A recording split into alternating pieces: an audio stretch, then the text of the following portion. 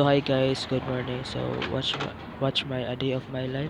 So ning mata na kog sayo karon kay nami klase.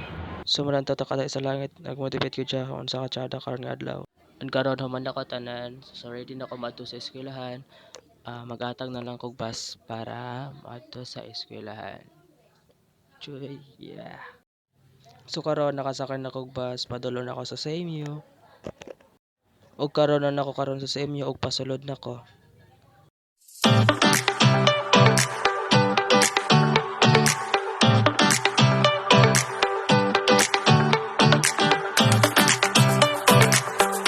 Karon na nako sa room na mo og pas ni sulod na ko. Wala pa mong maestra kay sayo pa.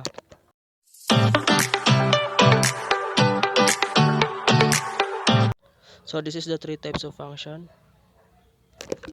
So karon na ako sa namaligay og shoes, and I considered shoes and slippers considered a physical function because sa paggawa sa kanya ay ginagamitan ito ng mga kamay.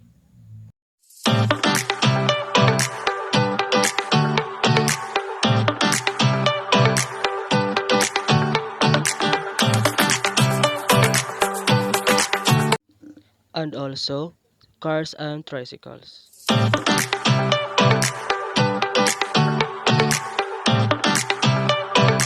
And listening to music I considered a personal function through music.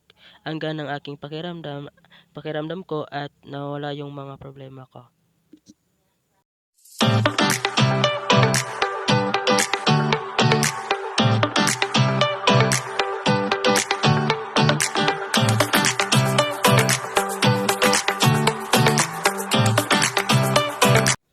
And also sculpture.